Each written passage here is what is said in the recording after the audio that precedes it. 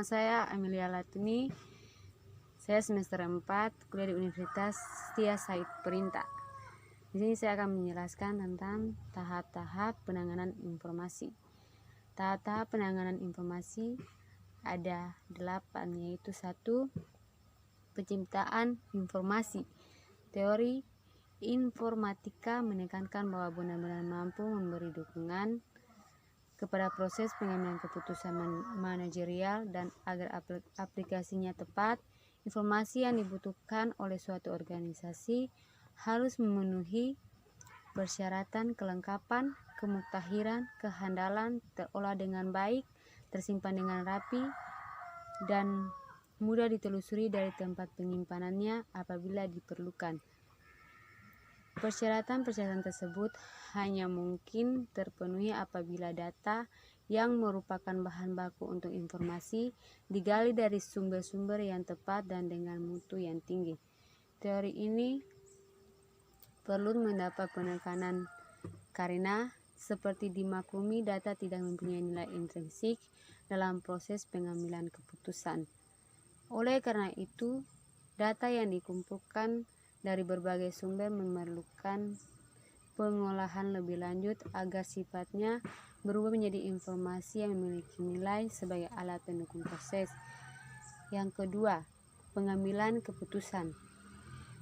Dari segi inilah tahap penciptaan informasi harus dilihat. Menciptakan informasi tidak terlepas dari identifikasi dan penggalian sumber-sumber yang tepat. Sumber-sumber informasi yang dapat dan layak digali sangat bervariasi dari satu organisasi ke organisasi lain karena sangat tergantung pada proses pengambilan apa yang akan didukungnya dan untuk kepentingan apa informasi tersebut dipergunakan. Setiap orang yang pernah berkecimpung dalam kegiatan penanganan informasi pasti mengetahui bahwa sumber-sumber tersebut dapat berada di dalam suatu organisasi seperti berbagai satuan kerja yang tepat di dalamnya, akan tetapi dapat pula berada di luar organisasi yang bersangkutan. Instrumen untuk memperolehnya pun dapat beraneka ragam, seperti melalui penelitian, eksperimen, baik eksperimen laboratorium maupun eksperimen lapangan, penyebaran kuesioner, wawancara, dan lain sebagainya. Pentingnya identifikasi dan pengenalan sumber-sumber informasi yang pantas dan layak digarap semakin relevan untuk diperhatikan karena di samping lebih menjamin bahwa data yang dikumpulkan untuk diolah bermutu tinggi, juga karena proses penciptaan informasi tersebut diupayakan agar berlangsung dengan tingkat efisien yang tinggi. Yang ketiga, pemeliharaan saluran informasi. Telah umum diketahui bahwa salah satu perkembangan pesat yang terjadi dalam era informasi dewasa ini ialah terjadinya perkawinan antara teknologi komunikasi dengan teknologi informasi. Akibatnya makin banyak saluran yang penyampaian informasi dari satu pihak ke pihak lain, misalnya dari sumber informasi kepada penggunanya. Itulah yang dimaksud dengan saluran informasi multimedia, baik secara internal maupun eksternal. Saluran tersebut dapat berupa 1. Saluran melalui komunikasi lisan. 2. Saluran dengan menggunakan tulisan. 3. Komputer pada satuan-satuan kerja dalam organisasi yang online dengan komputer utama atau mainframe. 4. Saluran telepon, telex, fax mail, dan electronic mail. Walaupun tidak semua mutlak menggunakan semua saluran tersebut karena tergantung pada faktor seperti jarak, lokasi, persyaratan kecepatan penyampaian informasi, dan berbagai faktor lain.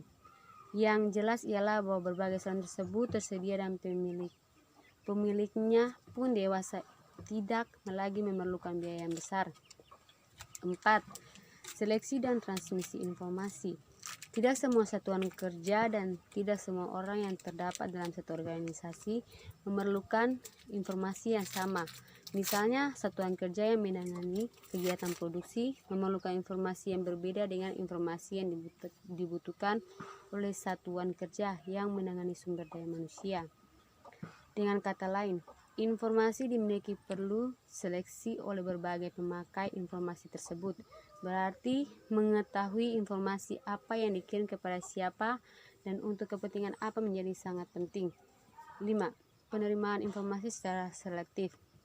Jika di atas telah ditekankan pentingnya kemampuan memilih informasi, apa yang akan disampaikan kepada siapa dan untuk kepentingan apa, berarti penerimaan informasi pun perlu memiliki kemampuan untuk melakukan seleksi. Keenam, penyimpanan informasi. Sebagai salah satu sumber daya strategis dalam organisasi, informasi yang telah terkumpul dan terolah dengan baik perlu disimpan dengan sebaik mungkin.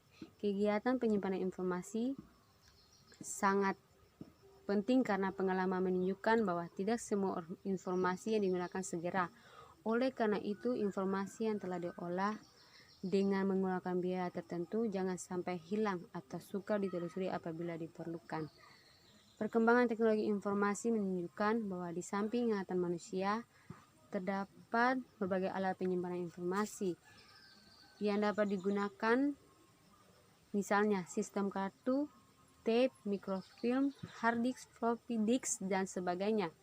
Salah satu manfaat dari berbagai alat penyimpanan informasi yang syarat teknologi ialah penghemat biaya penyimpanan, terutama karena tempat yang diperlukan tidak lagi merupakan ruangan yang besar. Di samping itu, dengan sarana berteknologi tinggi, kemampuan informasi pun lebih terjamin. Yang ketujuh, penggunaan informasi. Sekarang ini umat manusia sudah berada pada era informasi.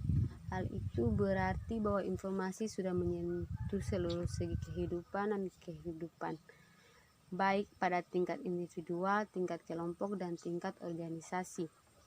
Pada tingkat individu misalnya, aneka ragam informasi dibutuhkan termasuk informasi tentang pendidikan, kesehatan, situasi pasar berbagai produk yang diperlukannya untuk memuaskan kebutuhannya, lapangan pekerjaan, dan lain sebagainya.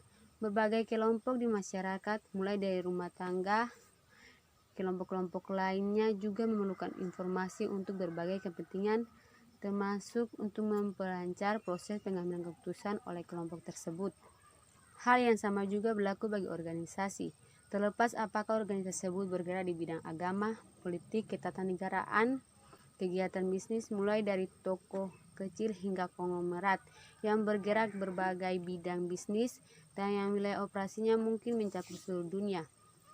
Sosial, kemasyarakatan, dan pendidikan, kesehatan, penelitian dan pengembangan, dan lain sebagainya. Yang kedelapan, penilaian kritis dan sistem umpan balik.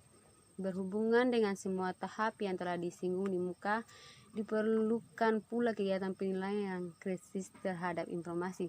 Seperti telah dibahas sebelumnya, sistem yang diperlukan dan yang juga digunakan dalam penilaian informasi adalah sistem yang mempunyai nilai aplikatif yang tinggi, artinya memberikan kontribusi nyata dalam memperlancar kegiatan manajemen operasi.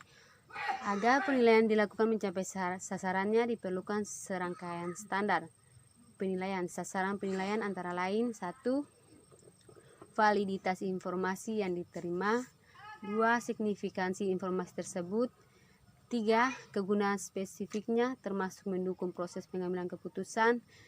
Dan keempat, hubungan informasi tersebut dengan informasi lainnya. Itu saja penjelasan yang bisa saya sampaikan. Terima kasih.